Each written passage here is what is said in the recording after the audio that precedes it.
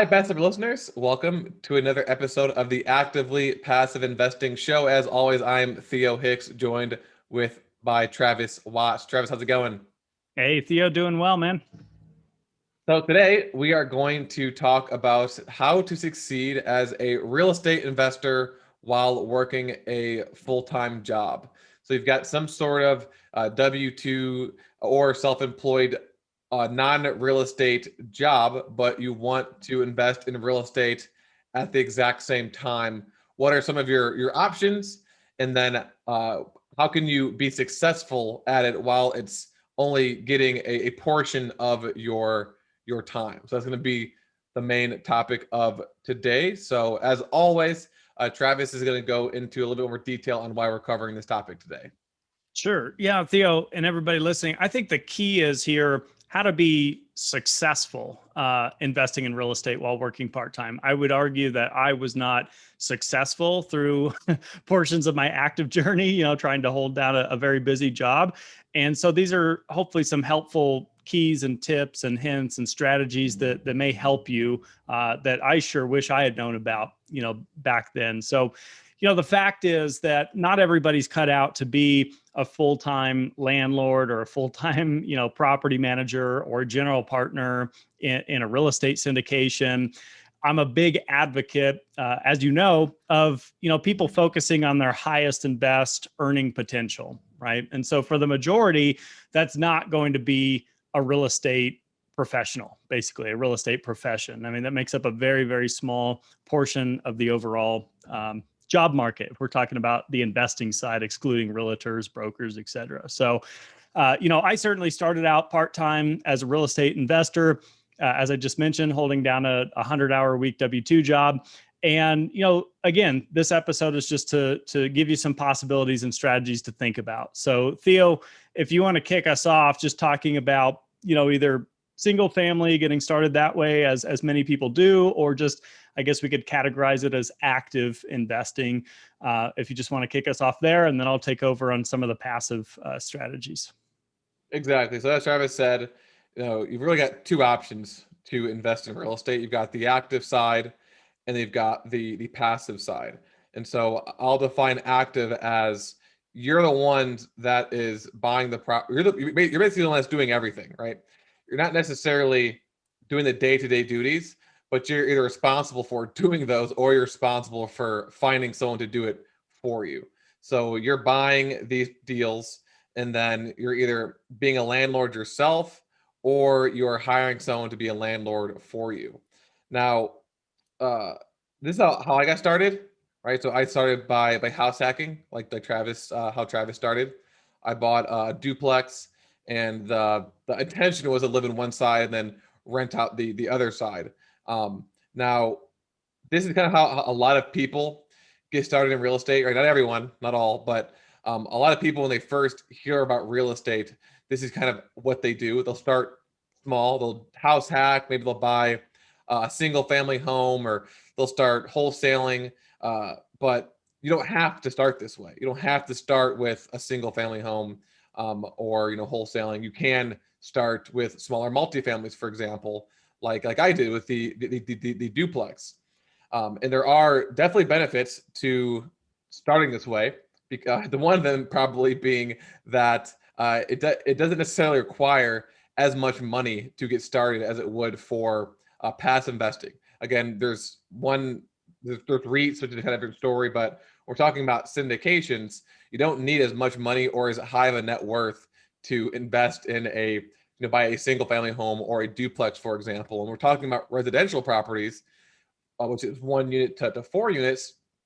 And if you live there, you can get it for very little money down, or you can be very creative and do some sort of seller financing where you put very little or no money down, right? So there's a lot more flexibility in the terms of how you actually buy the property, whereas the terms are more set in stone for passive investing. You can't negotiate with the REIT or negotiate with the syndicator some creative way where you put no money in the deal, but somehow get a stake.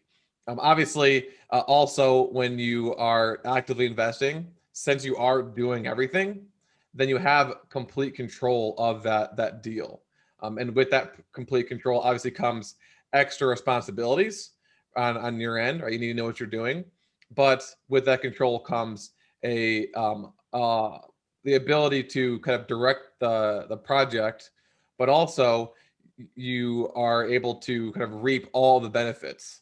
So if you double the price of the property, then you get all that money, right? And you have to pay fees to your property management company or whoever else you're working with, but in a sense, 100% of the proceeds go to you, whereas the profit splits are different for these passive type of deals. I think one of the biggest benefits, though, of starting this way is the education piece that you get. Even if you don't plan on doing your own active investing business, like maybe your plan is to eventually get to passive investing, which Travis is going to talk about. What you learn by going through a transaction, even if it's just a single family home, you can't get that knowledge just by reading a book or listening to podcasts. Like once you actually go through it, and you experience it and you kind of see what happens and what it actually feels like to close on a deal, to manage a deal, to collect rent, to deal with maintenance issues, things like that. It gives you a much better understanding of what that company is doing that you're investing with. So I would say that's probably the best, one of the main reasons why you would want to actively invest first, even if it was just one little property. And then, but I would say another active investing, but the fall on this would be, well, I guess ultimately, if you're going to continue to actively invest and not transition to passive investing, then your goal to be successful, especially while you're working this full-time job, because you're not going to be able to scale to 20 different units if you're the landlord and you're doing everything. So the goal would be to transition it to like a turnkey system where you hire people to essentially do every single thing. So maybe on that first deal, you're going to be working a little hard, working long nights, working, weekends, having that phone by you just in case someone calls. Maybe you'll find like maybe you'll find like a maintenance guy right away that can be the person who deals with those things that happen while you're at work. But eventually you'll want, once you kind of understand how the process works, you're going to find out where you're spending most of your time and then hire someone to do that for you. Since you have a full-time job, maybe you can, because you're probably not going to have enough money generated from your properties to cover that person's salary until you scale to a certain size. And so it's kind of finding that fine line of when to hire that person. But finding a property management company, finding a maintenance person, or hopefully they do that for you, will reduce your time investment so much so that it is almost like it's passive investing, the time commitment that you have. And so up front, it's going to be a lot of work and a lot of time, which again might not be something you can do with your current job, right? If you're not flexible with your job, if you have to work, 8 to 6, and you have no access to your personal cell phone, you're going to have a hard time doing that. Getting to the point where you can even get that team in place. And so that might not be an option for you. But if you have one of these flexible full-time jobs where, you're in sales and you're out on the road, or, you work from home and you have the ability to have your phone, then this could work really well for you. Of course, again, it really all depends on how much time you have, what your job is, and then what your end goal is actually going to be. Active investing is not good for everyone. Neither is passive investing. It just kind of depends on your situation. So that's all I have to say for active investing. Travis, any thoughts, or do you want to just go straight into the flip side, which is that passive approach? Yeah, a couple things real quick. You brought up some excellent points, one of which couldn't agree more, which is if I look back on all the, whatever it was, 6 years of doing active investing, that was the biggest benefit, the biggest takeaway. The thing I'm most grateful for is that foundation, understanding the business of real estate, at least from a small level, and then just finding myself through that process, realizing, this really isn't for me. This really isn't something that I enjoy. And sometimes it's hard to know that until you're there, right? You're in the trenches and things are going bad. And then, you really calls on your strengths. And if your strengths aren't there, like mine weren't, it caused me to pivot and go a passive direction, which is what I want to talk about here. And the other thing is, you mentioned you and I started with house hacking, which is an active strategy, right? And so many people start with active real estate, and there's nothing wrong with that, of course. But what I think it is just there's a big lack of information out there on how to successfully passively invest in real estate, or just how to passively invest in real estate in general. All these courses and seminars and books, most of them are about active strategies, right? We see it all the time on TV, and the house flippers and the whole thing. These are all active strategies. So I think it just gets painted in our mind. And I would argue you really don't need necessarily a formal training system to get out there and house hack, or to go rent out an extra house in your own city that you decided to buy at a discount and then put a tenant in there. It's pretty simple stuff. But to take it a notch above, or 2 notches above, which is what we're going to talk about now, realize that, hey, if you're busy and to the point and topic of this section here, this episode, if you're just looking to place capital in real estate, get some depreciation, some leverage, some tax benefits, some cash flow, you can do that without having to be active, or be a house flipper, or be a wholesaler, or have roommates. If you're older or have a family, I understand why you may not want to do that. So anyway, with that intro, let me define passive investing this way. I like this definition: not having an active participation in the day-to-day decisions or management of the business plan. That's how I like to define passive investing. So I'll give you an example. So Theo, you brought up turnkey investing, which is where you're going to buy an asset that already has a tenant in it. They already have a lease made up. Hopefully the property has no real deferred maintenance you need to worry about. It's turnkey, right? It's a transaction. You go to closing. Now you're the owner of this home, and everything's set up for you, at least for now. But you still have to make decisions: which property manager to use if you decide to change that at any time, what repairs you want to do. Do you fix something? Do you replace something? What upgrades to make to the property? Should you paint the outside of the house? Should you paint the inside? Should you replace the carpet? There's so many things that are still active on your plate. And things like, do you sell the property or refinance it? And when do you do that? And which lender do you use? This is what makes all of this active, even though it seems on the surface like that would be passive income, right? Because it's turnkey, but there's still a lot that you're involved with. So true passive investing takes all of that off your plate. Okay. So someone else is calling the shots is the main takeaway here. Hopefully someone very knowledgeable and with experience. But that's how a syndication works, is that you would have a general partnership, and they're actually managing the business plan. They're deciding on refinances and sales. They decide who the property manager is. They send out distributions. They work with a CPA and get your tax forms done for you.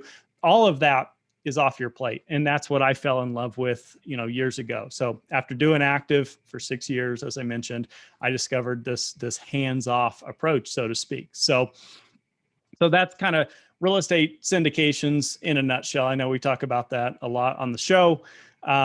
So with that, also one thing to point out, they're less volatile than stocks, these private placements, because it's not a publicly traded market where tweets are going around and people are getting on the news channels, saying the sky's falling, and then the stock market's up and down. And depending on what the Fed says, your real estate's up 5% or down 10%, things like this. So much more steady and consistent compared to rentals that I had, even single family homes on a side note. So, and I want to explain that a little bit. I'll give you an example.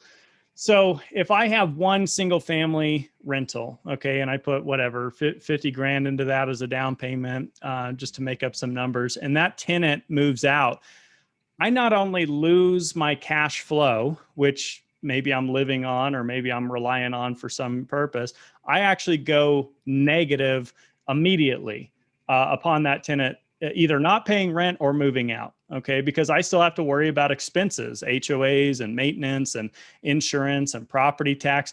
I'm still making payments regardless if there's a tenant in there, or regardless if they're paying or not. And that's something I really didn't like about my buy and hold single family properties that I used to have. So now if we compare that to putting, say, 50,000 in a real estate syndication, let's say I'm a partial owner. I own a percentage of a limited partnership that owns a 400 unit apartment building.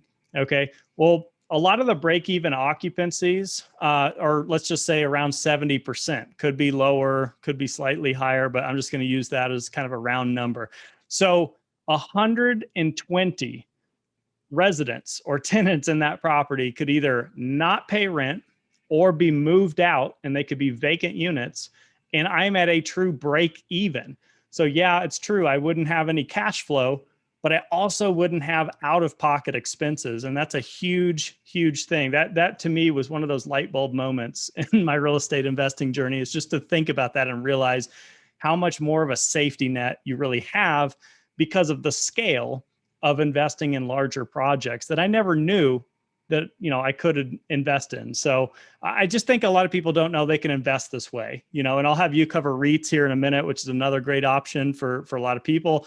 But I used to think, if you'd asked me when I first got started, who owns apartment communities, I would say billionaires and Wall Street, hedge funds or something. I had no clue that what I would call Main Street retail accredited investors, could be investing in this. And what I mean by that is medical professionals or lawyers or, pro athletes, CEOs, business owner, VPs of companies, people, high income, high net worth individuals, basically, right? But not billionaires, just, your average, millionaire basically could be investing in this kind of stuff. And sometimes even without being a millionaire, right? As we all know, you could be a sophisticated investor, non-accredited, depending on the kind of offering, you may be able to participate anyway without those kinds of thresholds. So that's for another topic. But, these are people that are active in leveraging their highest and best earning potential,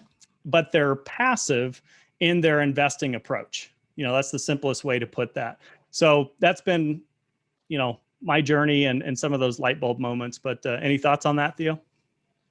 Yeah, at the end of the day, the topic is how to succeed as a real estate investor by working full time. And Travis just kind of went into the philosophy behind passively investing in these syndications, for example, and he kind of listed examples of the types of people who do this. And if you're a doctor and you're working 60, 70, maybe 100 hours per week, if you're just starting out, you just aren't going to have the time or just like the mental bandwidth to do an active business on the side to kind of deal with that. Even though you could potentially get it to where it's operating on its own. And so if you truly want to succeed while you're working full time, you have to, in my opinion, the ideal way would be to passively invest. It doesn't mean you could never do active investing, right? You can go from passive to active. And I've talked about this on syndication school before, where I say passively investing is a really good way to prepare yourself for actively investing, right? Because you're not in control, you're not actually doing it, but just the education you get from being involved, from investing, from getting those updates, from all the research you're doing on your end, even though it's not as much as you would when you're active, will set you up for success as an active investor. But so if your goal is to become an active investor, and you're working a full-time job, I would highly recommend passively investing first until you have enough capital coming in from that to either come close to covering your expenses, or at least you have the confidence from the education you have to kind of leave that and then go ahead and start an active business. Because as Travis mentioned, if you have a family or you're not going to house hack, if you're working 60 hours a week, you might not have the ability to, invest all this time into doing these creative financing methods. So you can do that eventually when you have that time. But for now, a really good approach would be just to passively invest in these deals, especially if you're one of these Main Street accredited investors and you already have the money to do so. Just do a couple, do those deals until you can cover some of your expenses. So again, you don't have, like, this is just my opinion, and this is not what everyone's done, right? People have just been a doctor and left their jobs immediately and actively invested and been perfectly fine. I'm just saying that in general, that's what makes the most sense to me, at least. One thing I just want to insert right there before you jump into REITs is if you're more analytical minded, think about it this way. What are you willing to work for per hour? Because I calculated a lot of the rentals that I used to self manage or some of the flips that I did. And a lot of the time, I was actually working for like 20, 25 bucks an hour. For so many people, that's not worth it, you know? And at the time, I was in my early 20s, I was okay with it back then. But then in hindsight, looking back, I thought, no, no doctor wants to do that. No, you go to work and you go make 200 bucks an hour and then you get off work and go work for 20 bucks an hour. It just doesn't make sense, ROI. So you might think of it that way. Just calculate how much you earn in a year actively, divide it up, how many hours you work, et cetera. So just quick thought, side note. Sure. So yeah, I totally agree. So that dollar per hour, and you start out, it's going to be pretty low, and the goal is eventually to transition yourself into doing those really high dollar per hour activities, whether you're passive investing or actively investing.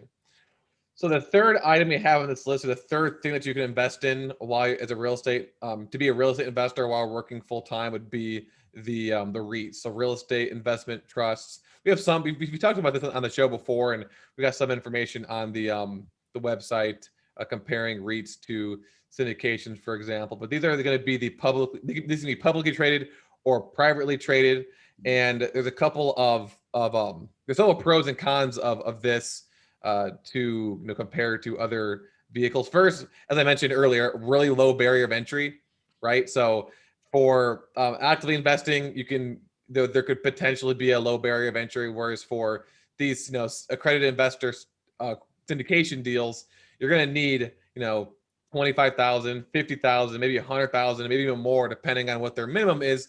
Whereas for these REITs, you can get in there really low, right? You can invest in a REIT for like $10.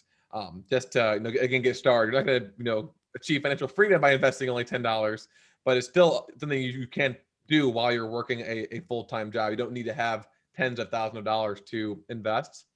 Something else that's interesting about REITs is that they're required to distribute 90% of their income to investors, which means that they're not keeping a bunch of money to reinvest into these deals or reinvest into something else. They have to distribute it to their investors. That you're going to get higher cash flow from these types of investments when we're comparing them to stocks, for example.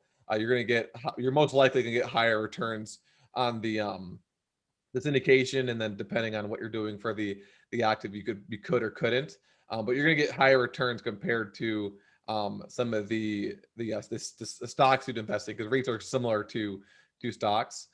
They are passive investment, right? So you're not responsible for managing anything. You're just like investing in a trust that owns a bunch of real estate, and so you don't need to find the properties, manage them. You just invest in the REIT. And then one of the biggest strengths that the REITs would have over investing in an individual syndication deal and then maybe a fund, depending on how many deals are in the fund, is the diversification, right? So not only is there diversification within like the individual REIT, right? It might own like tens of thousands of units. Like the company might own tens of thousands of units, maybe more. But for like a multifamily perspective, but you could also invest in a multifamily REIT, a self-storage REIT, a mobile home REIT, and a parks REIT, and in a mobile home park REIT, and a hotels REIT. And they're going to hold a bunch of properties within that. So you can invest in, 10,000 multifamily units in a sense, and then, a bunch of self-storage facilities, and then, 20,000 mobile home park units, and then, 20 hotels, as opposed to having to kind of find those deals individually as when you're looking at as syndications. And so you're gonna get a lot more diversification. Obviously, with that diversification comes a lot less risk, but at the same time, because of that less risk, the returns are going to be a little bit lower. Some of the cons is that it's subject to the volatility of the stock market. So Travis has talked about this. When COVID happened, a lot of REIT prices were dropped a bunch. So I guess if you started investing in that time, it was good. But if you had invested in a REIT before that and then it hit, the value of your REIT would have gone down a bunch. And in turn, that you might have your dividends cut or reduced or stopped, halted during a downturn or recession. Of course, this could happen for syndications. They might change the frequency of the distributions. They might reduce the distributions. They might pause the distributions. And for active investing, right, since you're in control, you might not get any money at all. But it kind of just depends on, because active investing is just depends on what you're doing and how good you are at it. And then you might overpay for the REIT because the portfolio is trading above the book value. So you might overpay, which again is possible for the other ones as well. Like you overpay for an active investing deal, for example. And then multi-syndication, probably not as much, especially if you're investing with the right sponsor. So, for REITs, kind of the way I look at it is less risky than it could potentially be less risky than syndications, but you're also most likely going to get a lower return. And so again, just my opinion, but if you are working full time and you want to maximize those returns, you need to spend the time researching the right sponsor. Whether investing in multifamily or self storage or whatever, find that sponsor that you trust with your money, because you're going to be able to get a higher return than investing, with one of these massive, REIT companies from a cash flow perspective. And then if you're also into, the value add deals, then that equity upside as well. So yeah, those are my thoughts on REITs. Yeah, great points. And same concept too. When you mentioned looking for, a competent team with a track record who can actually manage this business plan, you listen to stock people like Warren Buffett, Charlie Munger. They're always talking about, we look for great management. The company obviously is important, what they're selling, what they're doing, but great people make great companies, and they make them successful. So same principles there. But, at the end of the day, there's a lot of ways you can make money in real estate, as we've talked about many times over. You mentioned some great pros and cons to all of this. And it comes down to your interest. It comes down to your expertise. It comes down to your goals, okay, and what works best for you. So for me, I found that a passive investing approach is best for freeing up your time to pursue things that you'd rather be doing actively with your available time, right? That's the beauty of passive investing. But what if you enjoy working in the business of real estate? Well, then maybe active investing is right for you. Or maybe it's a hybrid of the two. Maybe you're doing some active stuff and you say, this is great, I love it, except I don't want to be too busy. I really don't want to be working 100 hours a week. I just want to work, 40 or 50 on this. Well, that's fine. But to scale up your cash flow, you might consider some passive investments to supplement, what you're doing actively. So everybody's different. As I always say, you do you. That's my final thought. Yep. And I couldn't agree more, right? if you want, again, as Travis mentioned, it could potentially come down to your dollar per hour, but if you really want to do it, then that might not matter to you, right? You might actually enjoy being in the nitty gritty and doing the business, right? You enjoy creating and growing businesses. So you might be a doctor who is making, $100 an hour at work, but you're totally content with making $15 an hour doing real estate on the side because you really like it, or leaving being a doctor and doing real estate, full time and making, a much less money. So it just kind of depends. There's the money aspect of it, but there's also the what do you want to do aspect of it too, right? That's why I like when Travis calls it, time freedom as opposed to financial freedom, right? So how do you want to spend your time? And it might not be for financial reasons. So it kind of just depends on what you want to do.